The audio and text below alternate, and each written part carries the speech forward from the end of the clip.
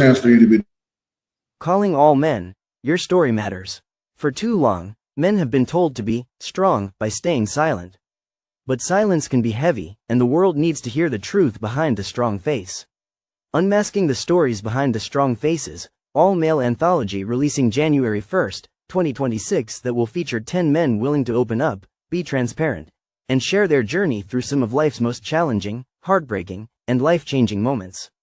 We are looking for men who will be authentic, tell it like it really happened, be transparent, share the struggles and the victories, be inspiring, leave readers with hope and courage. Your story could help another man rise from rock bottom, give a father hope, or show a young boy that strength comes through honesty, not hiding. Have you always wanted to be an author? Have you always wanted to tell your story, but didn't know where to start? Now is your chance, not only to become a published author, but to share your journey alongside a brotherhood of men in a collective creation that will inspire the world. In unmasking the stories behind the strong faces, you will share your personal story in a safe, professionally guided process. Have your chapter professionally edited and published. Gain the opportunity to inspire countless readers around the world. Release date, January 1st, 2026. To join, contact Stephanie M. Seaton at stephaniemseat@gmail.com. Men hurt too. Men heal too. And when men speak, the world listens. Be part of this groundbreaking project. You are about to watch a new episode of My Brother's Keeper podcast, a safe space for men here on the Stephanie M. Seaton Sunday Show channel. Healing, empowerment, transformation. Thank you for tuning in.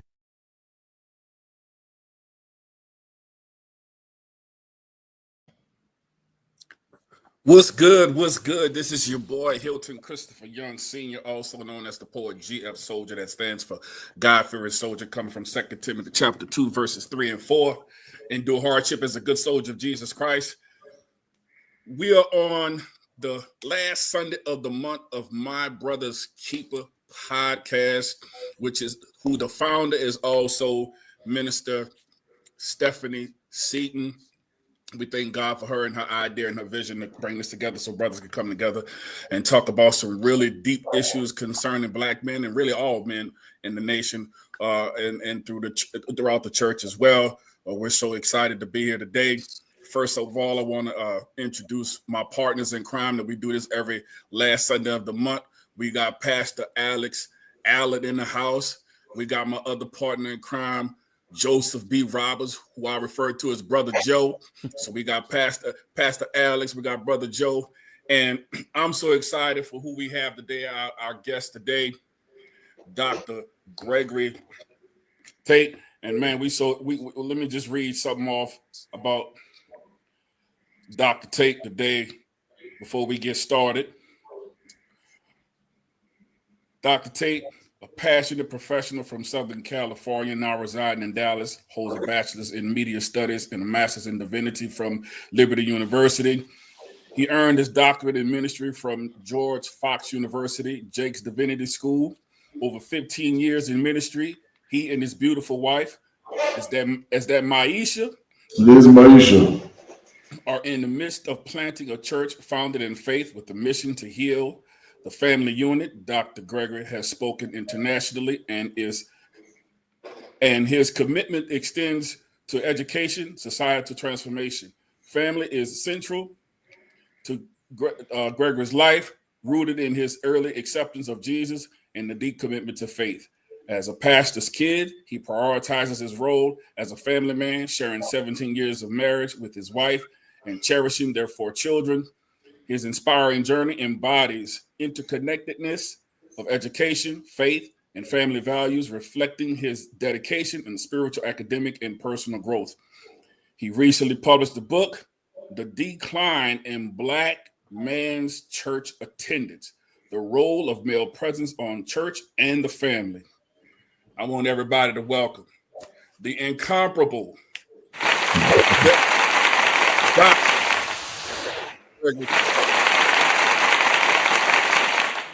I appreciate you brothers having me on, man. It's such an honor. Even though Alex is a capo, we'll forgive him this time.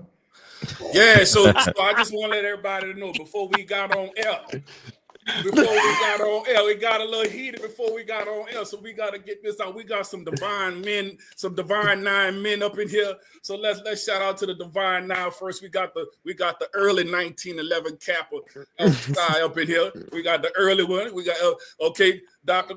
Greg, Dr. Tate. All right, we got the signals. We got what that's at 1914. 1914. And we got the later on 1911 in the house. Oh, Fraternity Incorporated. There we go. So we got Divine 9 up in this piece today. Hey, look, let me tell y'all something.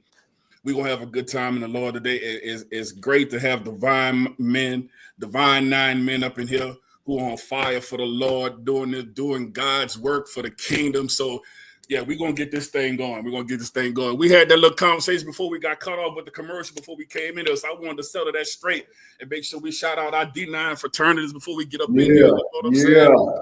And look, early 1911 and 1914, I ain't going to hold none of that against y'all. Y'all men of God, we in the kingdom. It's all gravy. You heard me? It's all gravy. So look, we're going to get into this. Pastor. So you go by Doctor or Pastor? Which one? Man, just don't call me late for dinner, brother. That's all I No doubt. Listen. I'm from the West Coast, but I got a country boy's palate, man. Look, I'm about to tell you. I think all of us as African American, man, I think all of us got a little bit of country in our blood. Because just don't forget to call me for food and dinner, whatever it is. I'm the same way. That's all I can say. No, I'm not hung up on titles. You can literally call me Dr. Gregory, or you can call me Gregory. I am fine with that. I am not into titles whatsoever. Okay, so can I just call you Doc for short? Let's do it. Doc is good. I'm gonna go with Doc. So we got Pastor Alex. You know what I'm saying? We got Brother Joe. We got Doc in the house. Let's get into it. So you want to tell us a little bit about yourself, other than the bio that we read, or is that pretty much accurate what you got going on now? Man, it's simply this, man. I love Jesus. I'm a lover of Jesus. He's my best friend. He's my everything. He's the first thing I think of and the last thing I think of when I go to sleep. Second of that is I am married to the most beautiful queen that God has ever created in my wife. She holds me down when it's easy. She holds me down when it's difficult. And you know what? I have 4 beautiful kids, one of which I shout out to my baby girl that just had her birthday yesterday. I officially have no more babies. She is the last one. She is 13. So I have no more babies. And I got three kings that I'm raising that keep me on my toes, that I learn from. And I just love family. I love God. And I love what he's called me to do. It has been not easy. It's been tumultuous at times. But I wouldn't have it any other way, because as long as he gets glory out of somehow this shell of a life that I have, then all praise. Amen. So look, let's get into this. So I heard you say that you've learned a lot from your kids. How old are your kids again? I got a 25-year-old. I have a 21-year-old. I have a 16-year-old. Now, as of right now, I have a 13-year-old. Okay, so we got Gen Z, kind of Gen Alpha-ish going on right there. What are you learning from your kings, man, that you can share with us? Because I know, delving into the book, I know there's going to be some generational stuff going on there, and and I'm assuming you Generation X. I'm a Gen Xer. My wife likes to tease me, says I'm a millennial because I'm on the cusp, but I rebuke it. She tells me I'm a Gen Xer. For sure. Hey, we'll take right on the cusp. They like to say that I'm an Xennial, but I'm a Gen X, so I'm gonna go with that. That's my truth, and I'm sticking to it. All right, Pastor Alex, where you at? You right there on the cusp of millennial pairs. You millennial? What you millennial? Or you look, I just had a birthday, and being 38. Oh, you're a millennial. I tell people I'm a Gen XY hybrid, because I don't do things the way these people are. These people accustomed to doing things. I have an old soul. I'm in the bed by 10. Yeah, you got the Gen X blood in you. I know me. And up praying by 5. So Yeah, I know me and Brother Joe. I know we Gen X. So yeah, so let's get into learning from your teams, man. That you can tell what how have they. Yeah, go ahead. Really, what it is they are teaching me maturity on a whole nother plane, man. This world that, and here's the thing, as a man, I teach them whether you have a household or not, there's three things that we are called to be as a man, and that is to be the priest, protector, and provider of our home. Okay. As a child, you are to listen, learn, and leverage what I am teaching you. And as that, leverage is just simply that. It is an extension of what you have, and to the extension, it is something else that you're trying to get and trying to leverage and pull that up so that you can grasp it and bring it into your person.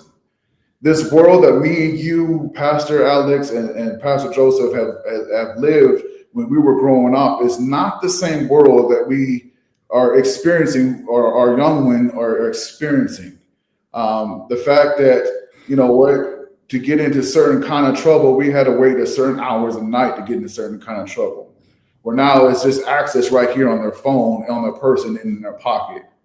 I tell my boys and I tell my young kings that I have no problem admitting that, you know what, at times your life has been more difficult than mine because of the granted of access that you guys have been exposed to.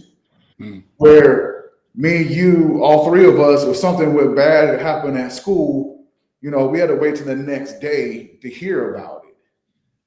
They happen within 5 minutes and the entire school, if not the whole school district, hears about it. So their level of exposure and the way that they deal with life is on a whole different plane. And it's teaching me even more so how careful I have to be with my words, how more careful I have to be with my actions, and how more careful I have to be as a person, because what I try to teach them and they're teaching me, the moment you hit that post button, the moment you hit that send button, the moment that you put that out there, you are now an author, whether you like it or not. And that author on a global stage. And so they're teaching me so many things that, you know what, as exposure happens, maturity has to match it or overtake it. If not, you will be swallowed up and it will overtake you. So there's lessons that I like that I can learn. Like right now, my oldest is studying to be a lawyer. He's getting his JD. He's in his last year of achieving that. And there's so many things he is going in, and he's teaching me. One of the things is that, you know what, laws were written for those that are paying attention to see it. Some of the things that we are disenfranchisement as people, some of the things that we are disproportionate as people, we don't realize the rights that we carry because we don't simply sit down and take the time to read what rights we do have. We just sign away or we just go forward. But if we take the patience and the time to say, you know what, not only am I a kingdom citizen, I have kingdom rights. Of course, that's what the Bible is for. It's a book from Genesis to Revelation to show us all the rights we have in a kingdom purpose. We have rights here on this earthly plane too. But if we take the time to sit there and learn, like, listen, they can't talk to me like that. They can't treat me like that, nor can they decide my life like that. So he is teaching me in so many different ways that, you know what, we're more powerful than we audibly think. Good. Brother Joe, you had something? Yeah, I just wanted to, I was just kind of, processing what you were saying, Dr. Tate, as far as,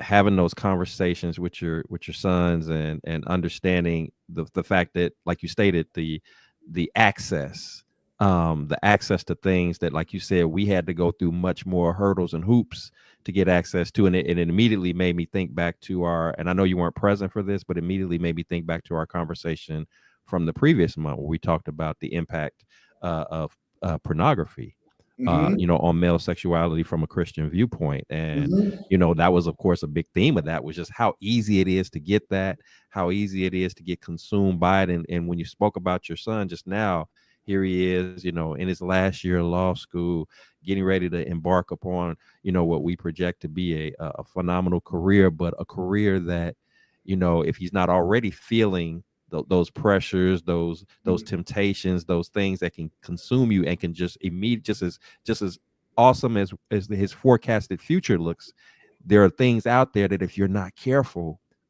can snatch that up under you real quick. An inappropriate word, an inappropriate comment, an inappropriate indulgence into something that is not, again, in alignment with what God would have for us to do. So that said, I'm kind of curious to know. I know you talked about what you learned, what you've been learning from him, and I think that's very important that you pointed that out, because a lot of the younger generation can educate us and share with us, what is out there and what we can do, even teaching us, that you can still be great even as you're getting older. There's still some wonderful and magnificent things that you can do with your life. But then what I'm curious to know is, how do you handle the conversations, or have you even had the conversations with him, maybe whether he's self-reported or just some things like the challenges of the pornography in the world, the challenges of being mindful of who you connect with, who you hang out with, that kind of thing, so you don't let this momentum that you're on right now be snatched away from you before it gets started, before you get up and rolling. How's those conversations been, whether he said them to you or you said it to him, to kind of keep him, okay, my son, you on a roll, let's not mess this thing up, let's keep you locked in and focused, because if you thought it was hard up to this point, it's about to get harder as you go, what they say, the higher the level, the higher the devil. I think there's very much some truth to that. And the enemy is not pleased with him being a Christian man and him trying to keep locked in and focused on the things that he's trying to succeed in life. What has that dialogue been like for you with him? Well, I gotta tell you this, I'm gonna give credit to my wife a lot of this, because we are a proud blended family. And so when I met my wife, she had two beautiful boys that I married, and I have the pleasure of being their covering and being their father. With that being said, she helped me in communication to open up and to how to expound from just wanting to dominate the room and be the serious dad, and you're going to listen to what I say, to, you know what, even children command respect. And so I had to learn that in a whole different way, that just because they're in a smaller package, it doesn't mean the respect level has to shrink. So with learning that from my wife, we have open conversations to where this young man has taught me, where he's one of those kids that he is, I was in formal law enforcement, there's a term of being just boldly truthful, and that's called falling on your sword. This kid will just jump and leap on his sword every chance he gets, because he understands, he truly gets the concept that the truth shall set you free. The more I try to hide it, the worse it gets. The more I try to lie about it, it's infectious and it makes it worse for me. So if he does something silly, he's one of the first ones to say, you know what, hey, I messed up. This is what I did.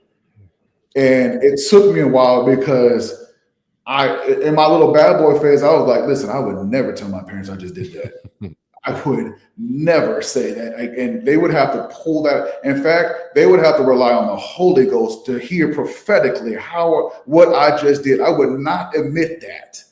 But he does so with ease, because my wife has created such a safe environment that he can tell his faults. And then that opens us up for a conversation. Now I have the privilege to talk to him man to man, and it's a different conversation, as I'm learning in this life that now, okay, when I talked to him before, he's a little guy, but now that he is a man, now I can talk to him as he's putting away his childish things. And that conversation is healing, because I give him the space to be angry. I give him the space to be frustrated. And I'm learning how to give him a space of not being judgmental to him, that allows him to tell me those things. And here's the thing, I reward that too by also being candid and honest with him, to a degree that he understands that, hey, I've been there, I've done that, and I understand. And try not into what I call the grandpa speech. Well, back in my day, no kid wants to hear that crap. But trying to be on a relatable plane to where he understands, like, okay, you experienced this, but I'm experiencing too. It's just dressed in a different outcome. And so that's what I believe that's the conversations that we have. We've built the trust. We put in the work. It didn't go without us butting heads. It didn't go without being, there was tension in the room a lot of times. It didn't go without that. We did not create our relationship in a vacuum. It was a lot of conversations. It was a lot of tears. It was a lot of hurt. But even more than that, grace be to God, all praise be to God. There's been more triumphs than there has been pain. And so that set the stage for our openness and having our relationship. I love that. I love that That's because good. that ties into even when we had our recent Men Hurt Too conference.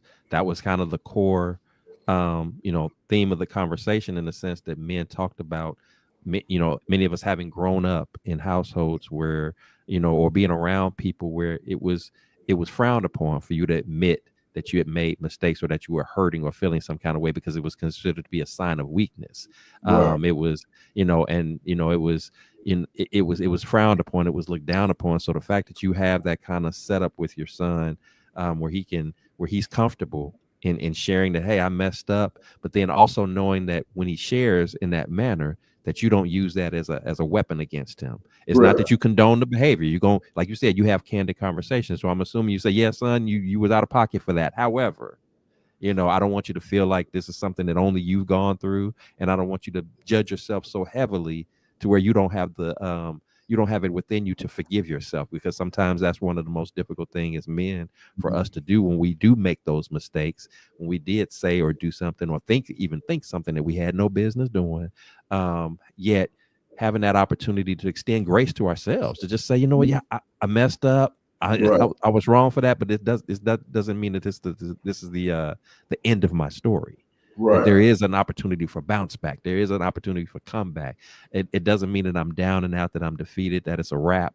No, it just means that I made a mistake. I messed up, and guess what? I'm human, and that's what's going to happen. You're going to make mistakes. You live and you learn. It's the lessons that help us, through those mistakes, that kind of help us to be able to grow, to develop, to know how to do it better the next go around. So I'm really thankful and pleased to hear you speak about this, and and share that you got that kind of open platform, and that it's that in many ways is a joint effort, that you and your wife have kind of partnered in that. But it also sounds like at the same time, while you've partnered in it, which is also the beautiful thing, she's also allowing you to have that space for you to be dad, because that's the other thing too. Exactly. What we try to tell them is this: you made the mistake. You're not the mistake.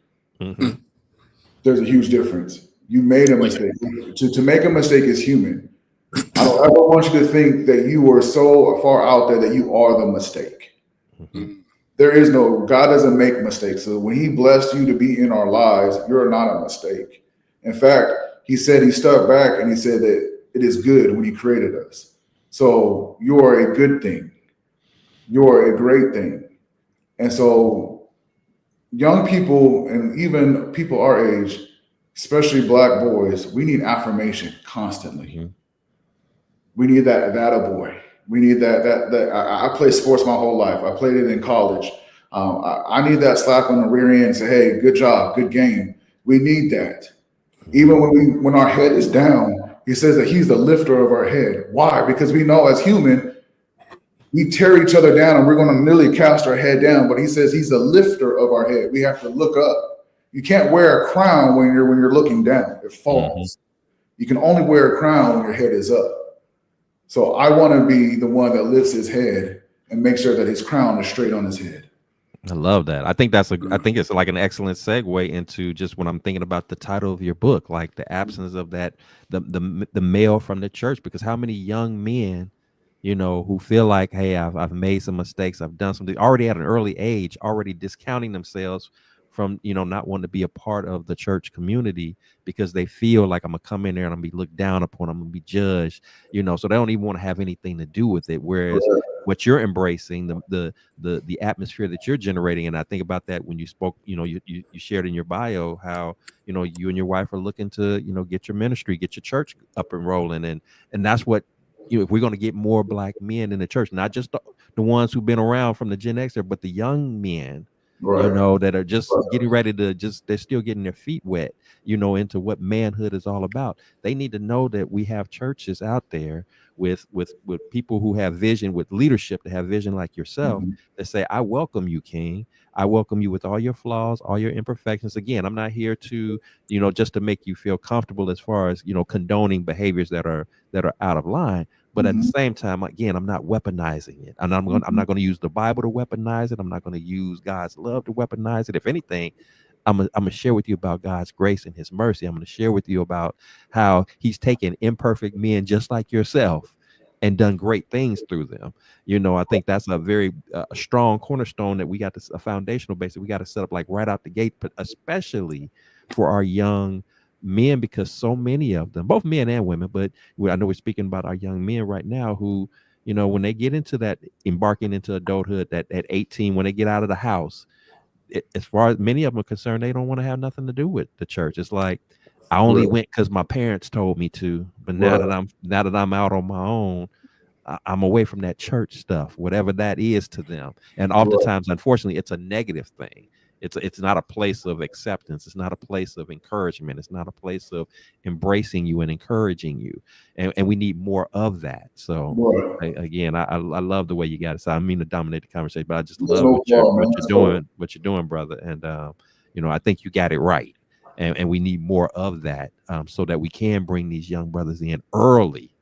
Praise God. Not to say that if we bring them in early, they're going to be mistake free, but at least we can minimize the mistakes. At least we can give them strategies early before they get burnt too many times. See, we done did enough to where we done got burnt a few times. If I got burnt 10 times, I want you to get burnt half the time. I want your number to be less, and your kids to be less than that. I want you to get it sooner than I got it. I don't want you to be old and gray before it clicks. Oh, this is how I'm supposed to do it. The earlier you can get it, the more God can use you to do some mighty works. Taps into those gifts that he's put inside of you and allow you to be a blessing, again, within the walls of the church as well as outside of those walls. So that's what I'm looking at and saying what you're talking about is in line with what I think is the direction that we need to be going in. Absolutely. Glory to God. I appreciate that. Alex, been a little quiet. You got something to chime in on, brother? We don't want to leave you out. No. I'm really enjoying the conversation because of the fact that being the age that I am, I guess I'm the compared to my seniority sitting here, I'm the young puppy of the group. But it's like now that I'm older, you look back on those cornerstones, and I always tell people all the time, I have amazing parents. And to know now that I've gotten older, that conversation with your kids, or the conversation that I have with my father, has shifted. And what I mean by that is this camera's getting on my daggum nerves, just to let y'all know. It shifted because now I'm more than just, peanut. It's more of like okay, now you understand why I was 1, 2, 3, 4, and 5. The wheels start turning. But now as a parent, it's like, okay, I want him to get it, like Doc said, sooner than I did. Because I was on the phone today and I said, for the first time in my life, I realized I'm right where I'm supposed to be. Well, why is that? Because I had to go through all of that to learn. And the one thing that any parent wants for their child is for them not to have to take the long, go down in the trenches, or like we say in the church, the rough side of the mountain type situation. You want them to go through that easy transition. But like Dr. Roberts said, this thing right here,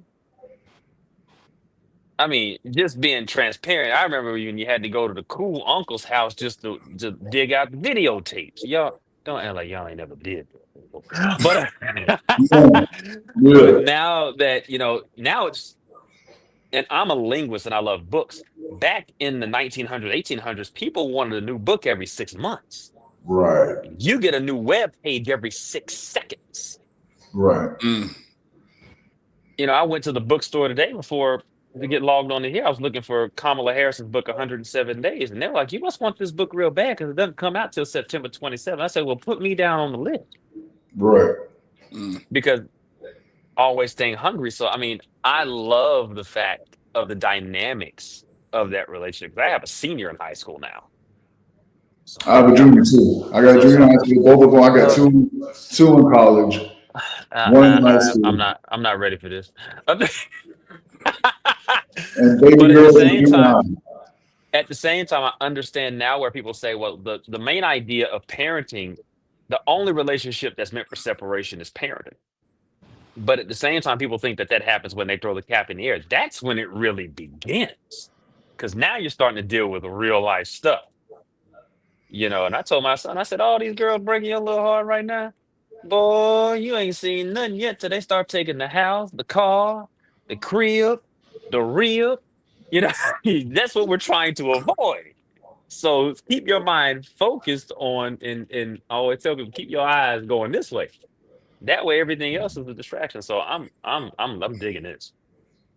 I'll say this: a father is one of the very few men that is excited for the younger generation to pass them. A good father is excited when their son exceeds them. Say that one more time for the homies in the back. Just one more time. A father is one of the only men in a child's life that is excited that you surpass them. Excited. I have a junior in high school right now playing ball, and I tell him all the time, listen, I might have been a lot stronger than you were, but you were far more greater athlete than I ever was at that age. Because with this, gentlemen, comes compare and contrast. And comparing, I'll lead to this because we're all former athletes. When you are running down that track, the worst thing that you can do is turn your head. When you turn your head, not only is the aerodynamics thrown off, that you're not going as fast, but now that your focus is off gaze, and now someone can take over the lead. And so with that phone, with that device, with that iPad, it's a whole lot of compare and contrast. Well, this person's doing this over here, and he has the same thing that I have, and this person on the other hand right here. And what as we are commanded to do as fathers is, you know what, son, run your race. And as you're doing so, I am your biggest cheerleader. I will scream, yell, whatever I gotta do to make sure that you know that you are not alone on that track of life. You just said a mouthful, because it's like it's like all this is, what's the word I'm looking for? Giving me not only affirmation, but confirmation, because I said social media and we all grew up before there was social media. Correct. And I tell people the joy of that was, just for example, watching WCW and WWF and going to school the next day and talking about it. It was a conversation piece. But Yes. now social media has engineered a platform to where it's kind of like in a game like NBA 2K or Madden, you create a player and you put whatever you want to put in that player. But people do that in real life. They'll create a character. Yes. And the next thing you know, the person I see on Facebook and Instagram ain't the same person I meet in public. Right. And I love what you said, that you're allowing the authenticity, because I used to get it all the time as a kid. Well, you look just like your dad. And then I used to get mad at that, or you talk like your dad. But now that I got older, I'm like, oh, I get it in comparison to what's out here. But at the same time, my dad can't play nothing but the radio. Right. So the musical edge on it, because I never forget, we were in the instrument shop, and the lady says, well, you don't play anything else, Mr. You don't play anything like your son, Mr. Allen? He said, all I play is the radio. He's way more advanced than me. And that was like, a badge of honor. And he said, I'll never forget it. And I was talking to my mom about this, and I'll let it go. As a teenager going to high school, I wanted to, so I started working, and not working, but hanging out with people I had no business hanging out. So my dad sat me down. He said, let me tell you something. He said, you have the indispensable name of Allen. He said, you got one more time to mess my name up. And I didn't understand what he meant. He said, and I'm going to take the very thing away from you that you think can't nobody take away from you. And that's that music. Y'all, I straightened up real fast. Because that was where I drew the line. But my point is, it's like the authenticity, and he was saying, because we grew up in an era where, You got an elbow. That's just a foul. You took your foul shot. You kept going. Now that's a flagrant 2 or a flagrant 3, depending on how you throw it. Mhm. To recognize the skill set that your son has, that's impeccable. And that's amazing because most people want to still dominate. No, I want you to do it better than me. Mm-hmm. It's like I ran track and all I needed to say was stick. And once I felt it, I'm gone. Because you're right. When you turn that head, aerodynamics, and you're not focused. You Correct. can't hug that curb like even though you might know that track, you can't hug the curb right. I Right. almost tripped over myself doing that. So you just rung the memories on. Thank you. And the other Look thing at, about turning look at that the head. look at the beautiful example we have, though. Mm. I'm able to do that because someone has preceded me in doing so. Jesus said this, greater works will you do than I will. And if Jesus can humble himself to that point where you, human, I created you, but you, my creation, are going to do greater work than the creator while here on earth. If he can able to humble himself and able to lower himself to be the Son of Man and able to speak that, how much more do I have to humble myself and be able to do that for my own son? So I take no credit in doing that because my best friend Jesus did it before I did. I just look at him and see how he did it. Yeah. So Doc, Sir. the humility and the maturity that you have been able to achieve at this particular point. Sir. Can you tell us what steps did it take internally, mentally, psychologically? What steps did it take for you to get to this point? Because humility and maturity don't come easy, bro. It don't come easy.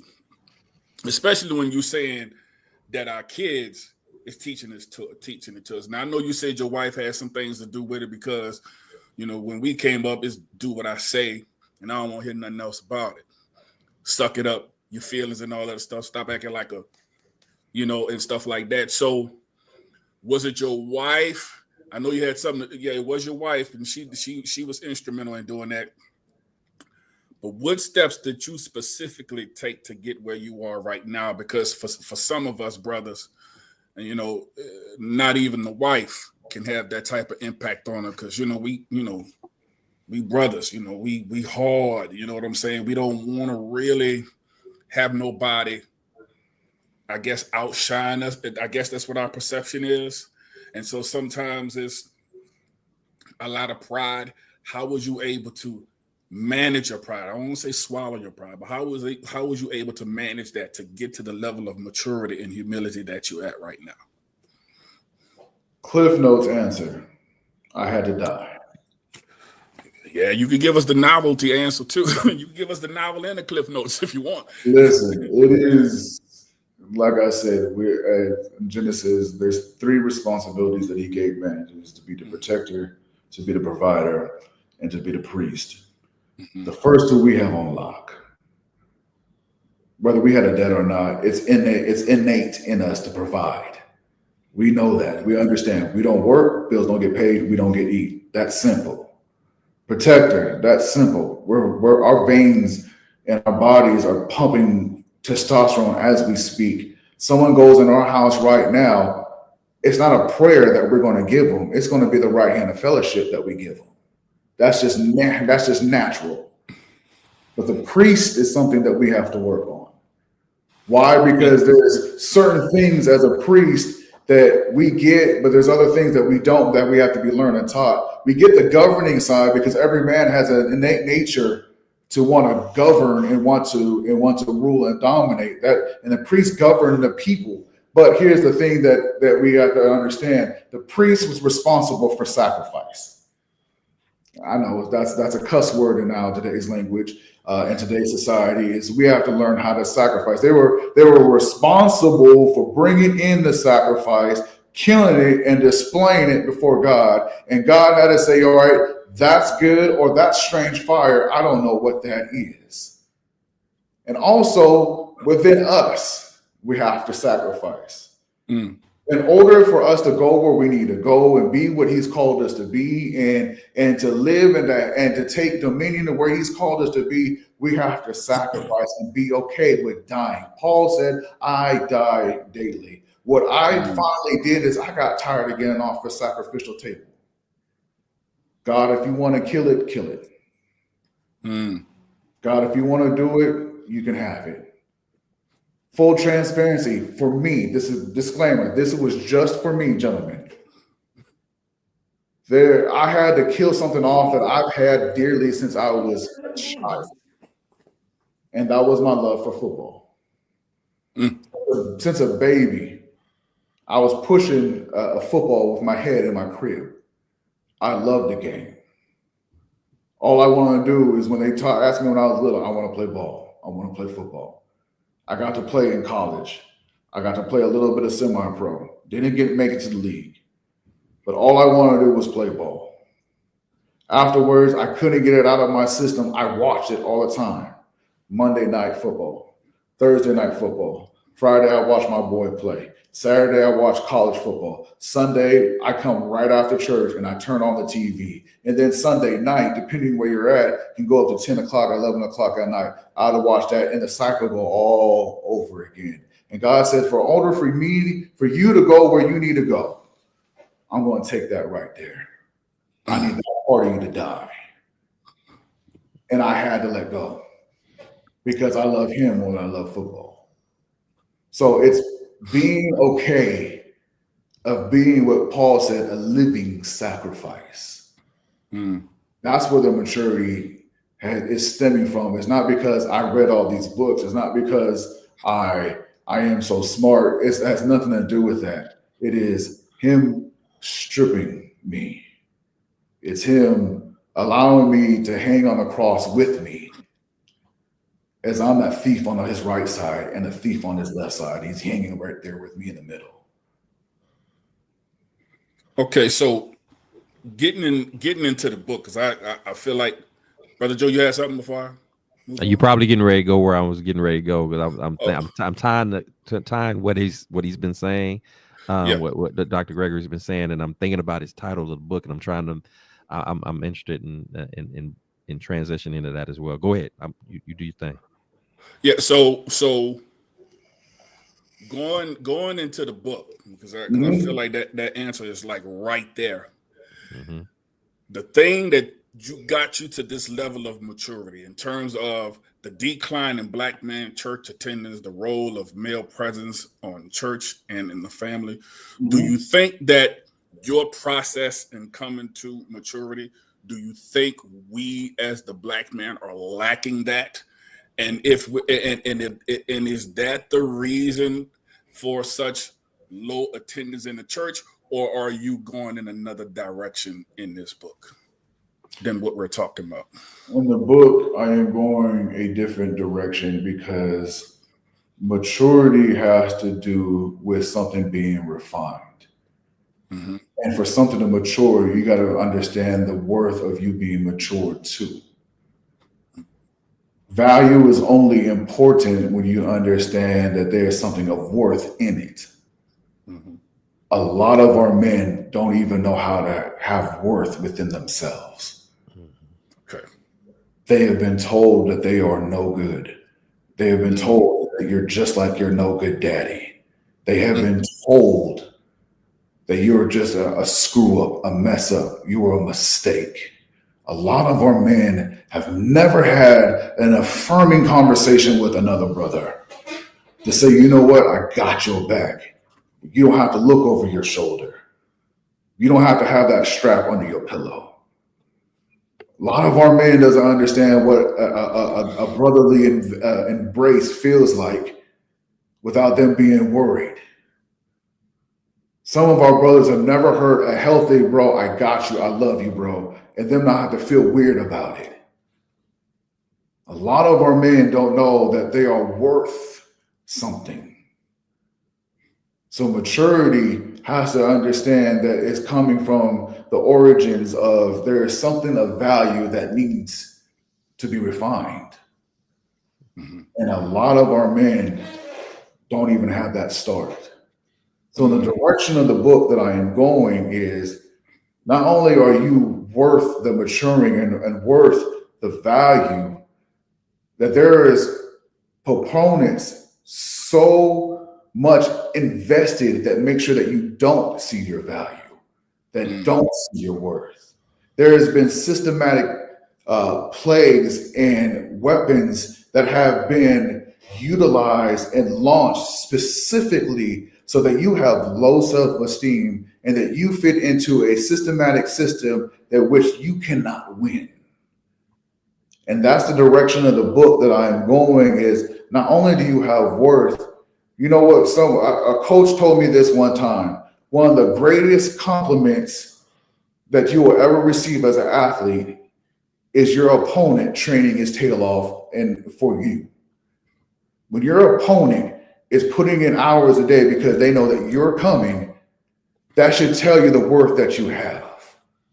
So if I'm seeing systematic oppression and I'm seeing laws geared to separate men from family, and if I'm seeing different things put in place since creation to biblical times to Jim Crow to even now, I'm seeing planted weaponry to try to separate us, to try to divide us, and to try to humiliate us. That should tell you no one goes to rob a place that has no value or no worth. No robber goes into a bank where there is no money. So if these weapons are pointed at you, if there is a geared attack that is pointed your way, that because they see something that I can't even see within myself. So I need to invest in myself and see what it is that they are so threatened by my presence of just being that they will make literally laws to separate me from my village, to separate me from my culture, to separate me from my people. And that's where the direction I go in the church, because the Black church was literally, see, that's one of the beautiful things about us is we're resilient. We're a people of resiliency. There is a grace and a beauty on us that is just undescribable. And if I could quote one of my favorite preachers of all time, Dr. Caesar Clark, he said, you know what, the slave masters messed up. Here's the biggest mess up they ever did. They let us go to church. They let us get back in tune with the liberator, the Lord and Savior, Jesus Christ. That's where they messed up, because now we know him as Lord and Savior. And so the direction that I'm going in my book is getting back to come home, Adam. Come home, prodigal son. Your father is waiting with the fatted calf, with the robe and a ring. We're going to throw a celebration when you get back. You're not going to be judged. And that's on the church to set that atmosphere. When they come back, don't judge these young men when they come back. Don't try to automatically put them to work. Let them heal first. Put that robe on them first. Put that ring back on his finger. Let him know that he's a son and that he's not an orphan. Let him know that he is a part of the family and that he belongs here. You have rights. You have family rights as a son, as an heir. I know you were gone. I know that you were hurting. I know that it was probably the church hurt that pushed you out the door. But you're always welcome to come home. And when you come home, I'm going to embrace you as if you never left. That's the direction of the book that I'm going to. Go ahead, Brother Joe. I wanted to chime in on that. This is good stuff. I'm looking at the first part of your title of the book, The Decline in Black Man's Church Attendance. So when I see that part of the title right out the gate, that lets me know that not only are there not an influx of Black men coming in, but then there's also some brothers that was already in the house who were getting the experience of what everything that you talked about, what I'm supposed to realize, what I'm supposed to enjoy, what I'm supposed to benefit from, but they've chosen to leave. I can only conclude that the ones who are not coming in, to your point that you said earlier, is because they don't know their value. They don't know their worth. Many of them, unfortunately, may have grown up in a home where either dad was physically not present, or if he was present, he wasn't present in relationally speaking. And so I get why they might be hesitant to come in. But then, like I said, we got the brothers who were there. They were in the house. They were experiencing God firsthand, up close and personal. But then something made them say, you know, I don't want no more. I don't want no more of this. I don't want any more part of this. What would you say is? What do you think? I guess whether it's in your book or just based upon your own personal understanding of it, what do you think is the reason why the men who were in, why did they decide to walk away? What made them go from being turned on to God and what he had to offer to all of a sudden saying, I don't want any more part of that? What made them feel like, was it the church? Was it environmentally that things were happening in their world? Life got hard and they just felt like God had gave up on them? Or was it a mixture of the two? You know, what is the role of the church's responsibility in perhaps having our black men saying, I'm done with this, you know, basically allowing, you know, even in some cases, because we see it all the time, wives coming to church and their husbands at the house. Why are we leaving, you know, and being okay with that? What is it that's running us off, that's pushing us away? Such a great question. It is something that my wife would say is a both and answer. There's not one direct answer. It is a both and situation. And in doing so, I'll put it this way. According to my research and according to the people that I've had the privilege of interviewing that have had this experience, is the difference between religion and relationship. Mm-hmm. They were taught religion. They were never taught relationship. And in relationship, black men sometimes have a lower IQ in relationship intelligence because they have not seen it. It wasn't modeled in front of them. And according to our culture, it's weak to be a man in a relationship. And so what you have is you're mixing culture with man-made religion, and you're asking a man to figure everything out. And that is unfair for the man to be present there and have two conflicting sides pulling you away this way and that way. I truly believe that when a man truly meets Jesus the way that he intends us to meet us, that the relationship is there. There is nothing like it. In fact, the scripture says that you can't tear us out of the palm of his hand. So in doing so and having that, there's many distractions that we encounter. Like we said earlier, the phone, social media, so on and so forth. And here's the thing, that the distractions birth other distractions. Mm-hmm. Because we can listen to a sermon and literally flip the channel on our social media and see that sermon being preached 50 different ways from 50 different people saying that I heard from God. God said this, and God said that. And we see the contortion of the truth. I heard Bishop Jake say it like this, that the truth is being cannibalized by opinion. Mm-hmm. And we're living in the age of opinion, mm-hmm. not truth. Why? Because truth hurts. Mm-hmm. It requires responsibility and accountability, and those are another cuss words in our culture. I'd rather be comfortable and complacent than be truthful and grow, because there's growing pains. And what we see here is 80% of our men believe in God but do not step foot inside that church. And what we have there is replacing that is the women who done a marvelous job keeping us afloat. They have birthed the civil rights. They have done so many incredible and great things. But when we have an off balance where God is not allowed, God just didn't design for one thing to be dominant and one thing not to be dominant. That's why Eve was pulled from our rib, because she is supposed to be our helpmate and supposed to be beside her. We're not supposed to lord over her. She is supposed to be our helpmate, our co-heir and co-equal in this thing called life. But if one is obviously more up and one is more down, it's hard to get back to that place of harmonious balance. And the harmonious balance is off, gentlemen. And in doing so, we're seeing, well, it's easier to go over here. It's easier to be led astray over here, or it's easier. I just don't see it. I don't get it. What's the point of praying and I'm not seeing the answer, where I see, oh boy, over there doing whatever he wants and there is no consequence? I'd rather go over there. Mm-hmm. So we're seeing the difference between religion and relationship. And the church, though it's the beautiful bride, and I don't ever want to speak about her in a negative sense, where I see us an opportunity for us to grow more as a church is teaching more on the relationship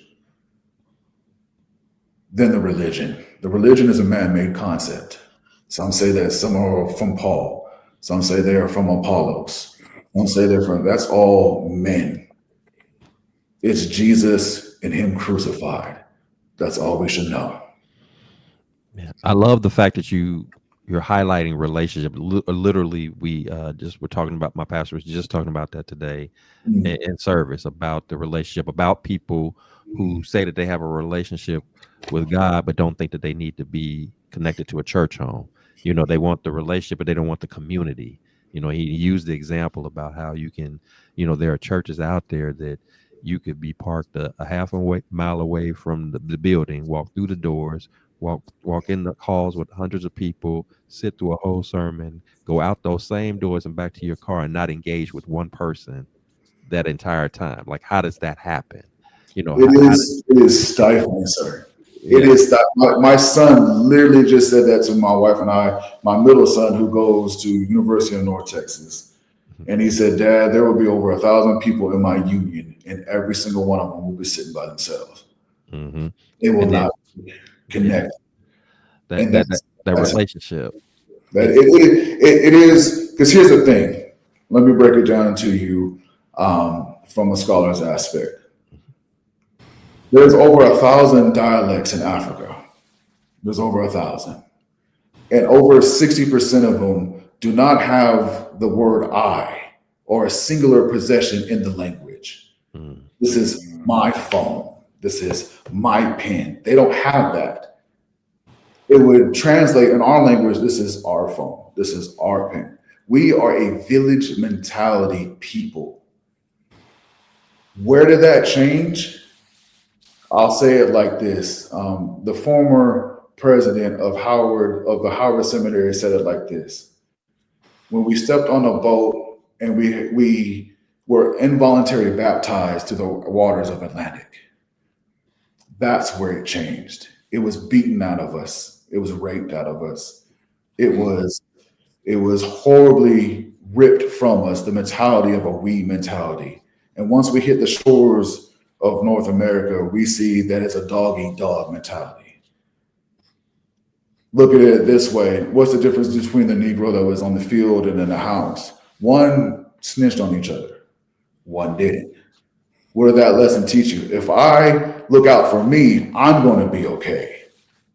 If that person gets lynched, if that person gets beat, if that person gets whatever, that's fine. But I'm okay.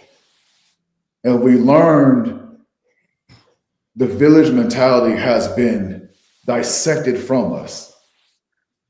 And as a church, it is our responsibility to understand, to have a we mentality. If my brother is hurting, then I am hurting. Mm-hmm. If my brother has a victory, then we have a victory.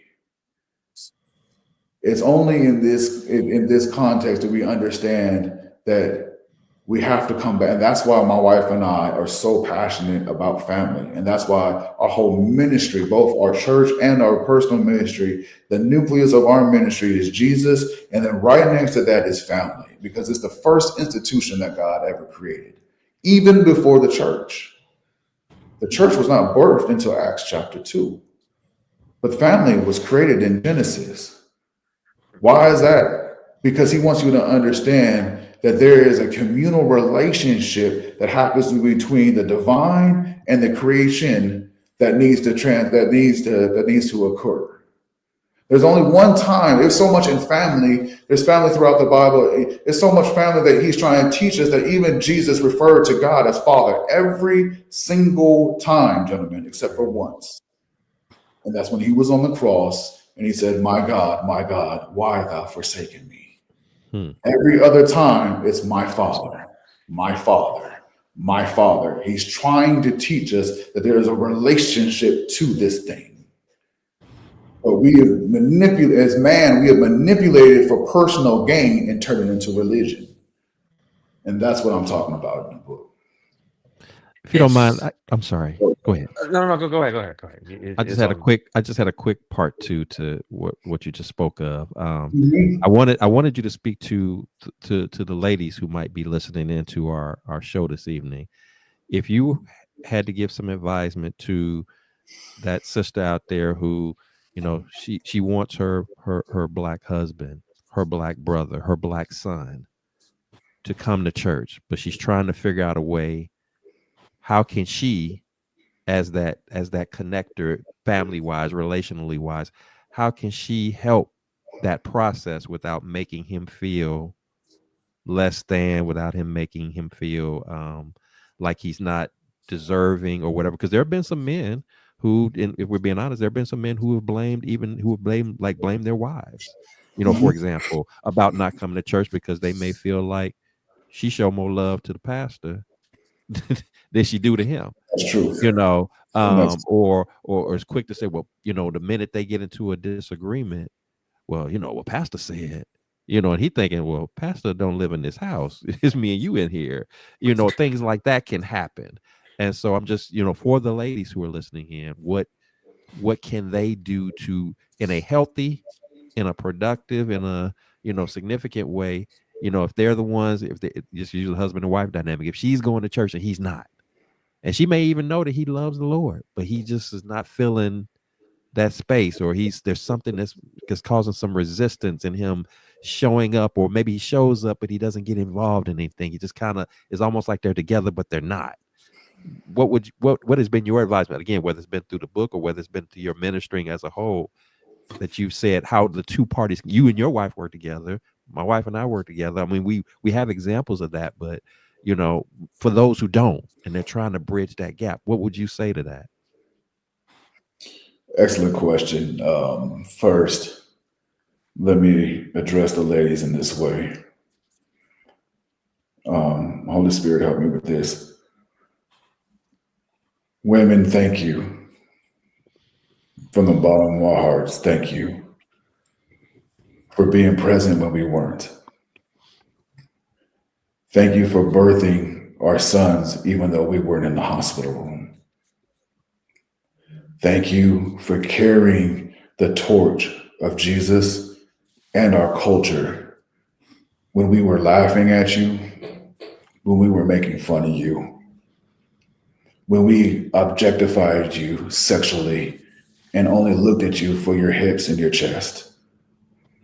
Thank you for being there. Thank you for continuing the legacy of what it is to have a godly home, even though we did not contribute to it one bit. We see you. And as I say this, the Holy Spirit is asking me to do this. Forgive us where we fell short. Forgive us where we've left you all by yourself and you had no covering. Forgive us where we talked about you and we should have been sheltering you. Forgive us when we left you out to dry where we should have been providing and sacrificing for you. You need to hear affirmation just as much as the men do. So for any woman that is listening, we humbly bow our hearts and say, forgive us. And through the Lord's help, we're going to do better. To address the question that has been inquired by you, Pastor Joseph, is simply this. I truly believe that there is a special grace, there is a special anointing that our sisters carry that is so unique. And the God himself tunes his ear to our sisters in such a unique way. I believe there is no prayer warrior like a sister that's standing in a gap for their man, for their son, for their husband, for their uncle, for their men. I know my life has been spared because my wife has been on her knees crying out to God on my behalf.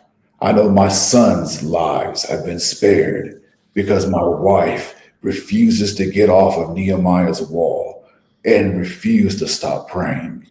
So that is my answer in short is, sisters, if you want your man to come back, first of all, you are valued. Second of all is give him space.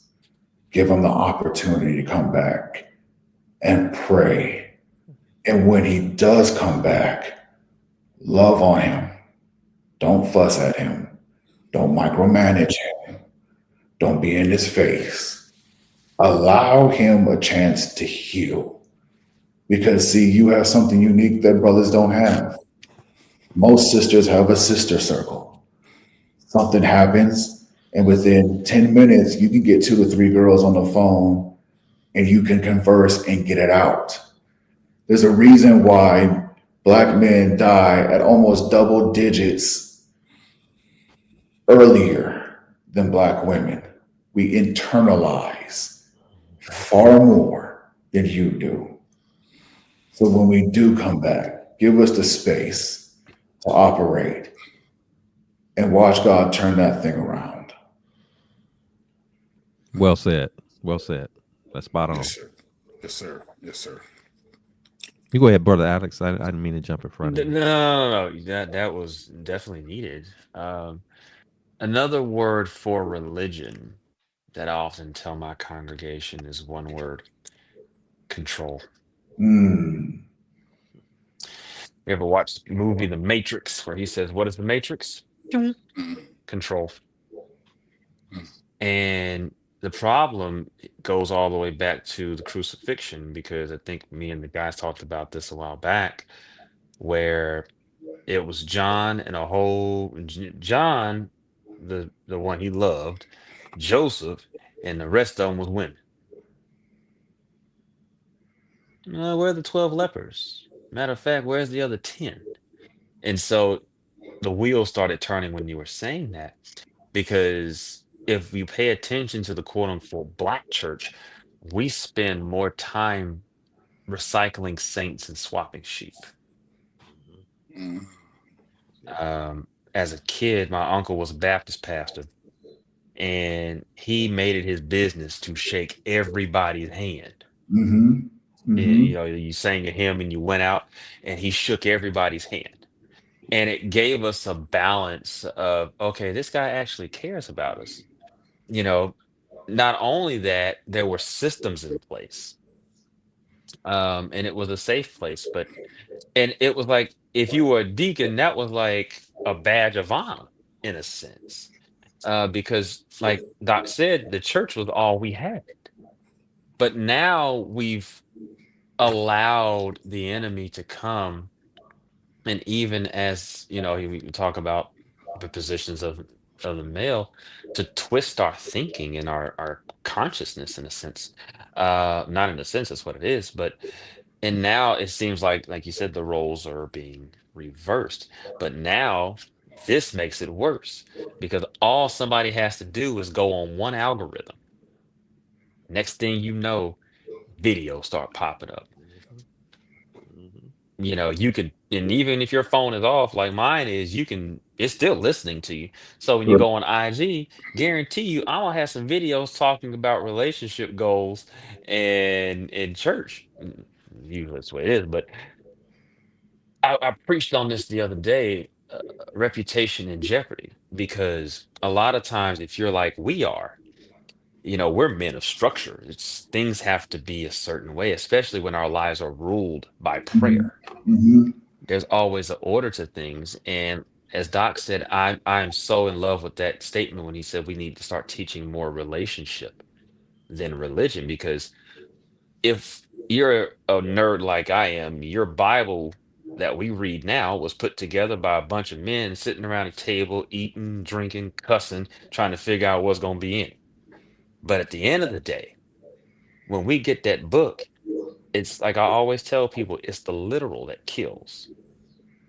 But at the same time, that's why prayer and fasting is so important, because the spirit gives life. Prayer and fasting are birds of a wing. Without one, it's a sputtering bird. You're just going around in a circle. And we see that now. That's why the divorce rate is 54%. Mm-hmm. And guys are internalizing, well, where did I veer off? Where did I go wrong? And if had we created safe spots like we have here, Mm-hmm. we could flatten that curve. But it takes one thing. We have to die. And a lot of the time it's ego. I tell people all the time, 2025 got rid of whatever ego I had. And I tell people all the time, we don't die, ego, repent. That's the top one on the list. And all that means is, God, you're right and I'm wrong. And I often tell people, the best thing that we can give each other as men, as women, and I had to apologize to the women now, because look, I apologize on behalf of the fellas, because we did not give you an understanding. That's the best thing that we can give anybody, especially in relationships and marriages, is an understanding. Well, I didn't see it that way. Well, I apologize that I didn't come that way like I should have, but let me explain it a different way. All that communication. So that's all I had. This is getting good. I should have bought a doggone notebook to take notes, but that's why they record. But Okay, so this direction I want to go, and it's still amongst the same direction. We got about 15 minutes left to go. So I've heard we have this systematic plague going on. We have some church hurt, and we have some men who have taken on the prodigal son type role in terms of why there's low attendance in the church. Mm-hmm. And then I also heard the lack of relationship that's there as well. We need to get back to relationship. Correct. So is there anything else that's keeping us away from the church? If so, what is it? And if that's what you're covering in your book, then I want to ask a question about that too. So is there anything else you want to add to that before I go to my next question? Yes, it's in my book. Again, the Decline of Black Man Church Attendance, where you can buy it anywhere books are sold, but you can also go on my website at www.teamtateministries.com and you can buy it there as well. But we're on Amazon, Apple, Barnes and Nobles. There's pretty much all the major book retailers right there. You can get it right there, hardback or paperback, either one that fits your fancy. Go ahead and get that right there. It will bless your life. And it is for every single leader. And here's the thing, you don't need to be a leader of a congregation. You're the leader of yourself. So it's for all leaders to understand this. Back to your question, sir. Another aspect of which I covered in my book, there were so many things, but here's the thing that I was taught by my professor. I did not want to cast my net wide. I wanted to cast it deep. I wanted to go to the root and not just deal with the fruit that's hanging above. So within that being said, one of the things that as I was interviewing all the different people that I was interviewing, there was one area that popped up that even surprised me. And that was the area of education, Minister Hilton. I did not understand that until I had to do a deep dive, Alex. And in doing so, I studied the top 3 most populated areas in which we live: New York, ATL, and Philly. And at the time, we were the most populated in those areas. So I looked into the education system, and every single one of the educational system there, our Black boys were, again, double digits behind in math and in reading.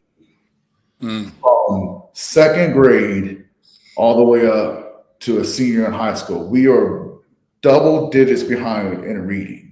And so I asked some more people. They said, "No, what? Sometimes just be transparent." I had one brother that I was interviewing for. This is based off my doctoral dissertation, and he said it like this. He was very transparent. He's like, "Listen, what black man wants to be embarrassed in a public setting?" And I asked him, "Please elaborate. What do you mean? This book that you telling me to read, the Bible, is it not an ancient book?" I said, "It is. Isn't it not from North America? It's a Middle Eastern book." That it is. So there is terms, names, and diction in there that if I can barely read at a 6th grade level, how you expect me to read this book? And then you expect me to read it and comprehend it, and then at times recite it in a public setting. What black man wants to be embarrassed in a public arena? I'd rather not even just show up to save myself the embarrassment. When I taught in Arizona school district, and at the time, Arizona was 49th out of 50, Mr. Hilton, as far as education wise. The state of Arizona school system was 49th out of 50. The only state that had a worse educational system at the time was Mississippi. In that, I taught junior high.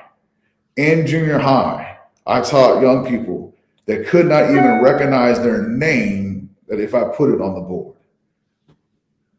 That's what we're dealing with. This is 6th grade. In 6th grade, I was writing cursive. I knew my Roman numerals. I knew all my states and capitals. I can tell you a little about U.S. history. I can tell you a little bit more about the Constitution. And we want to flip the script and let's go to the spiritual side. I knew all the books of the Bible. I could recite it, and I was happy to play Bible whiz because if I got the question right, I get a little candy Snickers because I got the question right. So I'm a church boy. I'm a church kid. Sorry. Not sorry. You shouldn't be sorry. Now, hey, we gonna get that dog on Twitch. I'm gonna get the candy and I'm gonna eat it from your face because I'm a champ. Yeah. So, but we coming from that to where it is not, the education is not being valued. Why is it not being valued? Because now we have what Michelle Alexander has placed so adequately in her book. Now we have the school to prison pipeline. School is not there no longer to educate, but to train you to be a part of the systematic system to where now I can profit off of you. Please forgive me. I forget which book it is, but it was telling the author was so profound in saying by the time a young black man in 4th grade is raising his hands just like this. And as he goes through the education system, he's being passed along. By the time he's in 7th and 8th grade, you see in his hand doing this, going this, and lowering his hand each grade level to a point where he doesn't even speak anymore. The education system is designed to be an imprisonment, where we have more prisons than we do schools, and we're pouring more money into the prison system because as of right now, if you believe it or not, I forget what website, please forgive me. I'll find the website and I'll give it to you guys. They have an algorithm. They have a formula by your reading level. If you cannot read at a certain level, they will predict that this young black boy will go to prison at the age of this. Yep. And so I will invest in the prison system because that's eventually where he's going to end up. And then on top of that, I'm going to give you horrible schools to make sure that outcome is in my favor in my investment. Yeah. So I give to you, I present to you, gentlemen, the third case is the educational system. All right. Okay, Okay, the ironic thing was I was just watching the Katrina documentary on Netflix, and it talked about that exact same thing of how education, if you go back to the 50s and 60s, you're talking about parents who were war veterans saying, hey, you need this stuff to, like you said, take that torch and go further than what we are. But now is the waters have been so convoluted in a sense to where it's like, and maybe this is just me as an education major, as a music education major, but No Child Left Behind messed us all the way up. It was no left behind, but it didn't say anything about dragging forward. And that's what we're doing our kids. We're just dragging you to the next grade and dragging you to the next grade. Yet you didn't comprehend not a single thing that we were taught over here. Look what's happening. systematically to our HBCUs, which was birthed out of the Black church. Why was it birthed out of the Black church? Because we needed a space that our child and our children we can train the next leaders to lead. And that's how the HBCU system was birthed. It was birthed out of the Black church. But in that, they had certain rights and privileges that were not given to them. If you look up on YouTube right now, they're still fighting for it. That even Tennessee State is owed almost, what is it, $12 billion almost, that the state owes them, and they are fighting for the life for that. And we're seeing I'll put it like this, for example. Let me back it up and slow down. I went to the University of Arizona where I played football. Even at that stage, Arizona is not the greatest football school in that conference that I was once in the Pac-10. It was competing against USC. It was competing against Oregon. It was competing against UCLA. But when I walk into my locker room and I see my nameplate on my locker, I see everything personalized for me. I'm seeing millions and millions of dollars poured into this program to where I see this is top notch. This is top notch atmosphere to play in. That is not duplicated in the HBC. If you go to Tennessee State, if you go to Houston, and if you go to Atlanta Clark, the facilities don't even equate halfway to what the programs they're competing against. And so we're seeing a disparaging gap right there. And we're seeing why our kids are choosing these other schools, because they got better resources. They got better this, they got better that. And listen, I am going to school. I'm getting my second doctorate right now. I am going to the Hampton University. I am proud to be a Hampton Pirate. I am going to the Hampton University. But even them, and they're the quote unquote Ivy League of the HBCUs, they cannot hold a candle to even some of these lower end junior colleges, let alone a full blown college and university that needs to stand on its own. So the resource disparity and the gap that we see there, that is done intentionally on purpose to separate, because an educated Negro is a dangerous Negro. Yeah. Why do I want to know that you're free? See, I'm reading my Bible and I say this: freedom is offensive to the oppressor. So anytime, that's why they created a slave Bible. When the slaves were able to go to church, they had a slave Bible, and someone would read a slave Bible to them and look it up. It literally took out every verse of liberation out of them. So they knew they were not free. Why? Because I wanted to capitalize on your labor. Let's bring it back into Bible. It says the disciples were walking, and they had a woman that was complimenting them to the top of her lungs. These are the sons of God. They were just pestering the disciple. So much the disciple turned around and rebuked it and cast the devil out of this woman. And what happened? Her owner got mad and wild up a crowd to try to strike them down and kill them. Why? Because I was profiting off of your oppression. They're banking that I want to make you so uneducated that you will be just so grateful to take scraps when we're built and created to own the whole table. Gentlemen. Wow.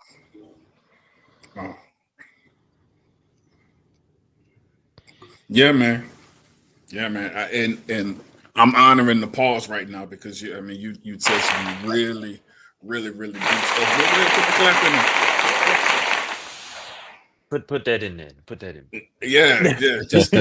Just honoring the pause, because it seems like Doc, we got a lot of work to do in order to get the brothers to understand the difference between guilt and shame, saying that I made a mistake, but I'm not a mistake. You know what I'm saying? Like that's and so it seems like we got a lot of work to do in getting the brothers to get back into the church. And I'm wondering, what's the idea of the direction that we should go in as fellow members, fellow Christians of the church, fellow ministers in the gospel? What steps should we take to get the brothers to come back into the church? One, I'll leave it at this cliffhanger. One of the solutions is in my book, and it's in chapter 5. So go purchase your copy of that. Will do. Secondly, I'll say this. When you empower somebody, that's the reason why I became a teacher. I am addicted to seeing my students' lights come on. I'm addicted to that feeling. As a coach, I'm addicted to when they finally get it. That's why coach wants me to run this play this way. That's why coach makes me line up a certain way. I'm addicted to that feeling. Where is that passion as ministers? Where is that feeling gone? Because we've been beat down so much. I call pastors and ministers and those in leadership to a higher calling. Get back to your first love. And I declare over you that you will have that feeling of when the saints get it, it's their victory and it's your victory as well. So here's the thing. When you empower somebody, they keep coming back. Right. And see what the problem is. What we're teaching religion. We're teaching the opposite of what happened. We're teaching with that instead of what our birthright is of having dominion. Let me say it like this: our birthright is dominion, but we're settling for despondency. Our birthright is intimacy with God and with each other, but we're settling for insulting one another. Our birthright is empowerment, but there is a spirit of eunuchs running around, a bunch of castrated men all over the place. And what the church has the opportunity to do is no better time to be in the church than right now, because we're so desperately needed. And that we get to build a culture of not the castrated, but build a culture of the consecrated. I love that. When men take their place as men, the scripture says it like this: the earth is groaning for the sons and daughters to take their rightful place. When a man knows his rightful place, hell gets nervous. Empower the man. You empower the family. You empower the family. You empower the generations. That's why Satan tries so hard to separate man and wife. Because as a man, I have naming power. Because I am like my father, the creator, and the creator used his mouth to create. Let there be light, and there was light. Let there be this. And I have that as a man. Now, as a woman, they have the incredible gift of being a multiplier and a birther. So you put those two together, what do you have? You have a called out generation. That's why the enemy is so desperately trying to pull us apart. But when we're together, and when a man knows his place, and when a woman knows her godly authority and her anointing that is on her life, generations are shifted and changed. So know this, leaders. Dust off your bowls, dust off your pitchers. Go to the river again, fill it up, and pour back into these men. They are not a lost cause.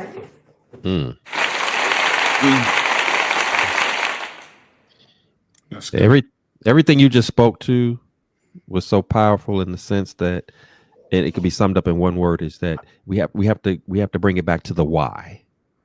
Why? You know, we got to get past, instead of just telling you, do it because, just tell me, you know, instead of trying to impress you with how much we know, tell us, you know, when you bring us to the why, it helps us to embrace and understand the passion that you see, why you, like you talked about, why I get excited about what I do and how I live and how I walk and when I understand the why, then now you got me hooked. Because now when I understand the why and I see, you talked about this at the top of the hour about knowing the worth, knowing the value. Like, wait a minute, okay, you might be on to something. Let me, at least now you got my ear. Once you got my attention, and now I can kind of, as that leader, I can kind of build on that, and thus the relationship building process begins. It is so important to understand as leaders that we have to show our wounds and not just our wins. Yeah. Jesus came back from rising from the dead, and the first thing he did, one of the first things that he did, Lord, if that's you, let me touch your wounds. Touch right here. Put it on my side. Put it in my side right here. This is me. This is me. Flesh and blood. This is me. If some of our leaders, and to extent of being safe, because there's certain wounds that we cannot reveal because they'll be unsafe for us as leaders, but there's certain wounds that we can share and say, listen, put it right here. I have the same wound that you do. I hurt just like you do. Just because I wear this cross on my neck and just because you see me with a mic on Sunday doesn't mean I hurt. I hurt too. That transparency is a bridge of coming home.